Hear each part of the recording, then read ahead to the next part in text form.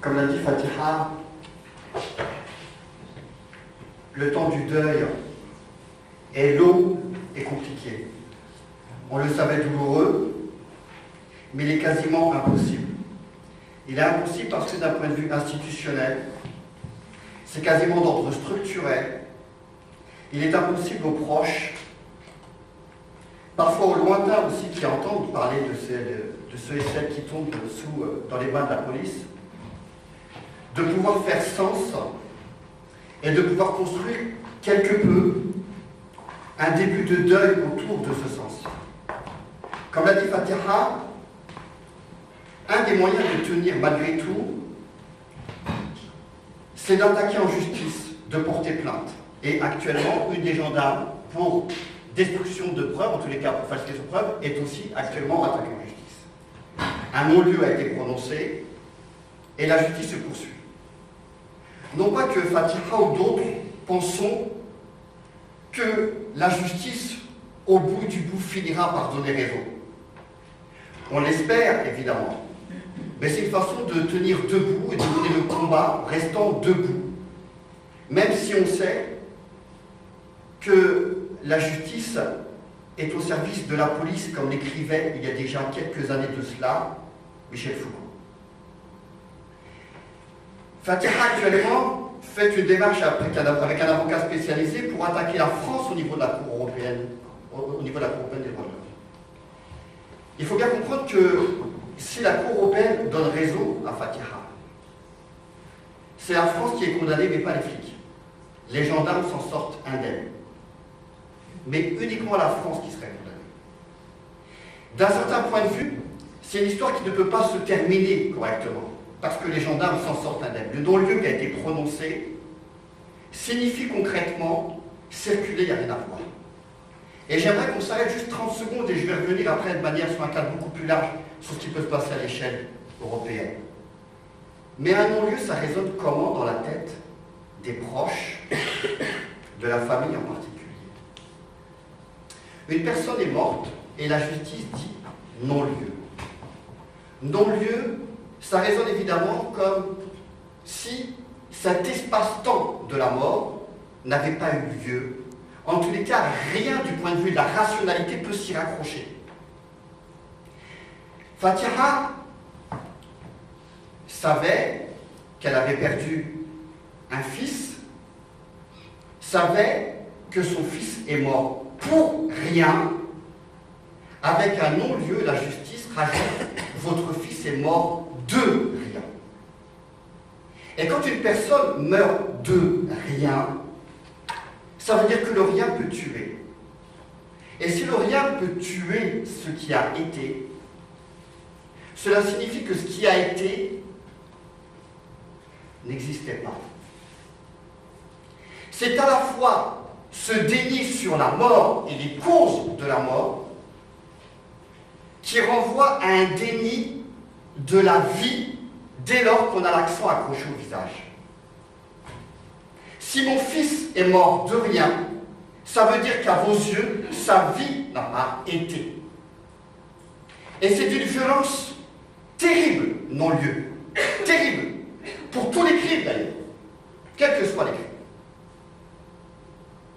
Et c'est terrible d'un point de vue personnel, d'un point de vue émotionnel. On assume la dimension émotionnelle, je le dis et je le répète. Ça fait partie de notre carte de visite, les larmes. Mais dans notre carte de visite, il y a aussi les armes.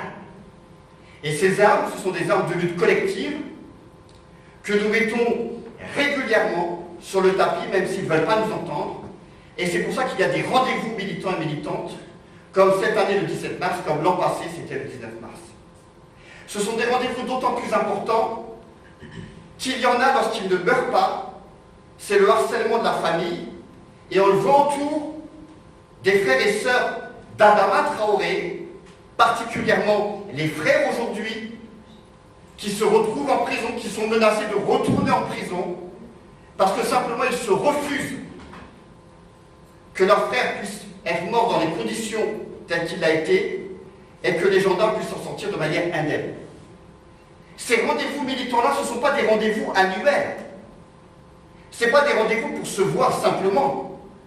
C'est des rendez-vous pour lutter dans une activité crue, parce que même si José Boras est mort il y a quelques années de cela, le combat continue dans la tête de Madame Boras, dans la tête de ceux et celles qui sont proches de José Boras, et il continue parce qu'il y en a actuellement qui plongent en prison parce qu'ils refusent d'accepter une situation telle que celle-là. Je venais ici avec l'idée notamment de vous dire ce qui s'était passé cette semaine, parce qu'en vérité, chaque semaine fait l'actualité. Vous l'avez peut-être vu, il ne s'agit pas d'une histoire de mort, mais simplement d'une femme, d'une mère de famille, Rome, qui a giflé une instite. Alors évidemment, c'est un problème. Sauf que cette femme, Rome, pour avoir giflé une instite, le couperet est tombé il y a 2 jours, elle a pris un an ferme. 1 an de prison ferme.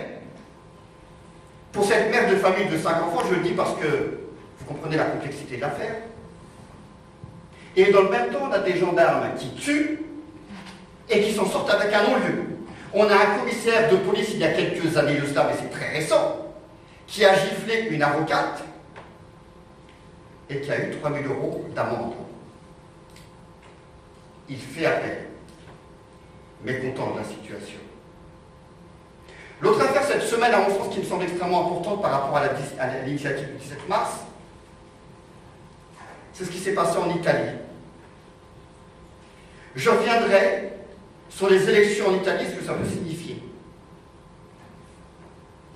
Mais juste après les élections législatives en Italie, ce dimanche, à Florence, un Italien s'est cru de bon droit de sortir et de tirer sur un Sénégalais.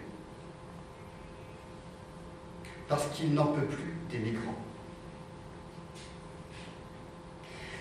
Des Sénégalais, bien évidemment, ont manifesté parce que dans l'affaire, c'est qu'il ne faudrait pas croire que les victimes des crimes racistes sont simplement des objets totalement réifiés et qui ne sont pas des sujets politiques à part entière. Ils se mobilisent, ils s'organisent, et des Sénégalais en nombre ont manifesté à Florence.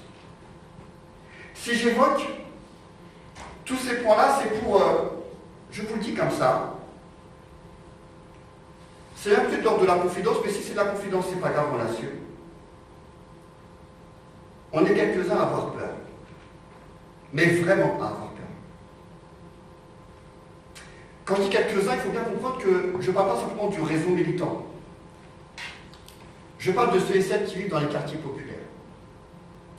De ceux et celles qui, parce qu'ils ont des enfants, dont je le disais, l'accent est accroché au visage, sur le prénom, parce qu'ils sont noirs, arabes ou roms, parce qu'elles portent un foulard, s'inquiètent dès lors que leur enfant est à l'extérieur.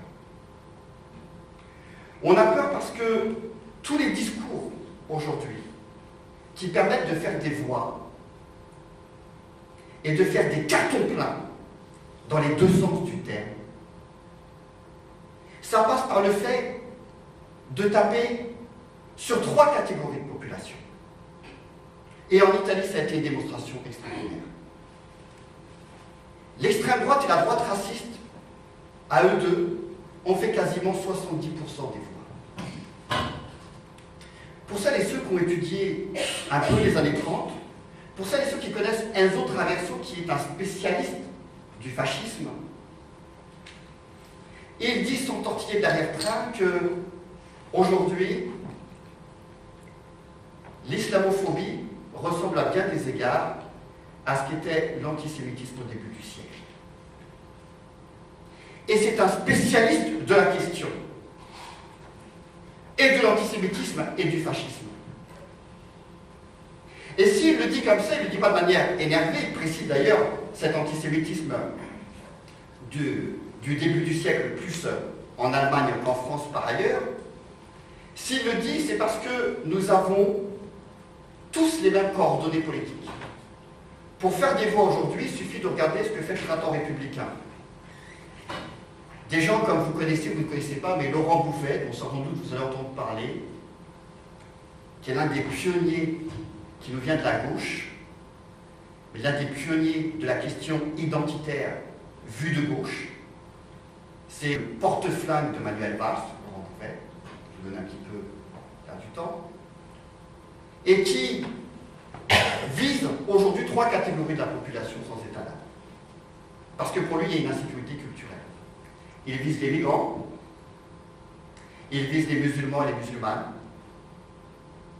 et il vise évidemment celles et ceux qui vivent dans les quartiers populaires, qui sont ségrégés socialement, qu'ils soient noirs, arabes, roms, musulmans, d'un certain point de vue pauvres, car comme le montre Fassin dans l'une de ses enquêtes sur la BAC, même les blancs dans les quartiers populaires sont associés à des noirs et à des arabes, dans la tête des battus.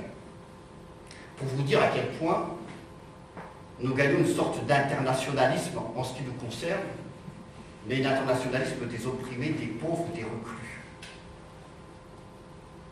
Si aujourd'hui il y a une compréhension juste des enjeux politiques, aussi bien à gauche que dans la gauche radicale, ça doit passer, je vous assure, par le fait de comprendre que le racisme n'est pas simplement une oppression accessoire, secondaire, accidentelle, et que seule devrait compter la lutte de classe, la lutte du mouvement ouvrier. Il faut bien comprendre qu'il y a des interconnexions entre l'exploitation capitaliste et toutes les autres formes d'oppression, mais aucune des formes d'oppression ne peut se réduire à l'exploitation capitaliste. C'est-à-dire que pour combattre aujourd'hui le racisme, il faut le combattre pleinement. Il faut le combattre pleinement parce qu'il est pleinement opérant. Dans un système capitaliste, certes, on sait très bien le rôle qu'on lui fait jouer. Pour le dire très clairement et pour remettre la focale sur l'Italie, parce que ça vient de se passer, il y a l'équivalent d'un Macron là-bas, autour du parti démocrate, qui vient de la gauche, qui a tout libéralisé, qui a fait une politique extrêmement libérale, qui a mis les vieux et les vieilles, les personnes âgées, sur le tapis, en cassant évidemment le système des retraites, qui a gonflé le nombre de jeunes au chômage, qui a fait exploser la précarité, qui a développé l'insécurité sociale, tant et si bien d'ailleurs qu'à l'échelle de l'Union européenne, on retrouve les mêmes logiques, puisque 120 millions de personnes en Europe sont pauvres, qu'il y a 1% de la population européenne qui détient le tiers des richesses de l'Union européenne, et que dans le même temps, il y a 40% des personnes les plus pauvres dans l'Union européenne qui détiennent 1% des richesses. Ça, c'est le contexte socio-économique. Et c'est dans ce contexte socio-économique, comme l'explique Stuart Hall, qui est un sociologue anglais, dès lors qu'il y a une perte de sens, les gens ne comprennent plus où ils vivent. Il y a une insécurité sociale terrible. Il y a une peur du déclassement, comme ça a pu d'ailleurs se passer dans les classes moyennes aux États-Unis, cette peur du déclassement. Eh bien, il y a besoin chez tout un chacun de faire sens, de comprendre où on vit, de comprendre avec qui on vit, de comprendre comment on va pouvoir vivre. Et ce besoin de faire sens est absolument nécessaire. Il est quasiment d'ordre métaphysique. Et une façon de faire sens, eh bien, c'est de construire du ciment social. C'est de faire un nous contre un vous. Et se faire ce nous contre ce vous, ça consiste en l'occurrence, et ça a été le choix qu'ont fait tous les gouvernements à l'échelle de l'Union européenne, de montrer du doigt certaines catégories de la population. Et je vous le dis, avec la peur au bide. Parce que si on est suffisamment conscient des enjeux, on a un paquet à comprendre que l'histoire, si elle ne bégaye pas complètement de la même manière, il y a des relents nationalistes, identitaires, qui ont de quoi nous inquiéter fortement. Et c'est dans ce contexte-là, dans ce bruit des bottes qui reviennent, qu'on doit comprendre les enjeux qui sont les nôtres ici. Le premier enjeu, je le dis avec beaucoup de conviction, combattre le racisme, ça ne doit pas se réduire au fait qu'il faut le combattre parce que le racisme, c'est mal. Il ne faut plus, s'il vous plaît, dans nos cercles militants, avec nos collègues de travail, si on a un boulot, en bas des cités, au Troquet ou ailleurs, simplement condamner le racisme parce que c'est mal et avoir simplement une approche morale. Le racisme, c'est un rapport de domination, tout comme le sexisme. C'est pas un rapport interindividuel, intersubjectif, des gens qui ne se comportent pas bien, point. Y compris sur ces affaires de violence policière, indépendamment du fait qu'il faut condamner les flics et les condamner un par un, oui. Le problème de fond, c'est qu'on a une police, on a un système qui est structurellement raciste, comme il est structurellement patriarcal. Et quand on dit qu'il est structurellement raciste, ça veut dire qu'on se doit de comprendre comment tout cela a pu se structurer, mais de manière assez simple. Avec le temps, si on prend un peu de recul, 5 siècles d'esclavagisme, 1 siècle et demi de colonialisme, ça laisse des traces. Ça laisse des traces qui transpirent de part en part dans toute la société. Tant et si bien que ça devient même systémique. C'est l'ensemble de la société qui est prise dans ce nœud de rapport de domination où il y a des personnes qui sont situées en bas et des personnes qui sont situées en haut, indépendamment de la volonté qui est la tienne. Si c'est difficile à comprendre, c'est très simple. Vous vous baladez, vos enfants se baladent et ils vous racontent qui subissent les contrôles policiers. Le défenseur des droits récemment, alors qu'une enquête précédente émanant du CNRS montrait que quand on était noir, arabe, on était 6 fois plus ou 8 fois plus contrôlé par les flics que quand on est blanc. Tout bon défenseur de droit qui n'est pas le premier des gauchistes explique simplement que c'est 20 fois plus quand on n'a pas le bon accent sur le bon visage. Autrement dit, il y a une hiérarchisation raciale, et comprenez-moi bien quand je dis ça, c'est pas pour que vous fuyiez de cette salle. Bien évidemment que la race biologique n'existe pas. Bien évidemment, c'est un contresens et scientifique, et historique, et sociologique. Mais le racisme produit la race. La race comme un concept sociologique. La race du point de vue de la représentation. De la même manière qu'il y a des constructions du sexe dans le sens où être femme, c'est aussi un statut politique. Être noir, arabe, rome, blanc, asiatique, ce sont des statuts politiques qui sont construits socialement. Vous n'avez pas ici à la tribune simplement 3 arabes. Vous avez 3 personnes qui, de par la construction politique qui est faite historiquement,